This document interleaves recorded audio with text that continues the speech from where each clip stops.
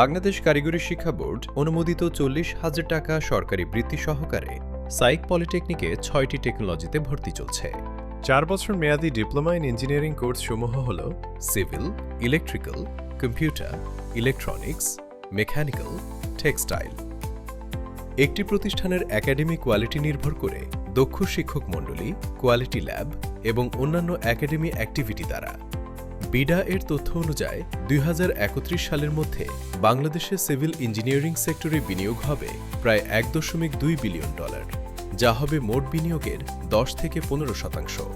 ইলেকট্রিক্যালে বিনিয়োগ হবে $500 মিলিয়ন, যা বিনিয়োগের 3 থেকে 5%। কম্পিউটারে বিনিয়োগ হবে $700 মিলিয়ন, যা বিনিয়োগের 5 থেকে 7%। ইলেকট্রনিক্সে বিনিয়োগ হবে $450 মিলিয়ন, যা বিনিয়োগের 4 থেকে 6%। মেকানিক্যালে বিনিয়োগ হবে $600 মিলিয়ন, যা বিনিয়োগের 5 থেকে 7%।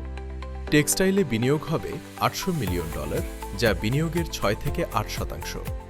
ভর্তি হতে আজই ভিজিট করুন www.simt.edu.bd। মোবাইল 0193 600 5818, 0193 600 5816।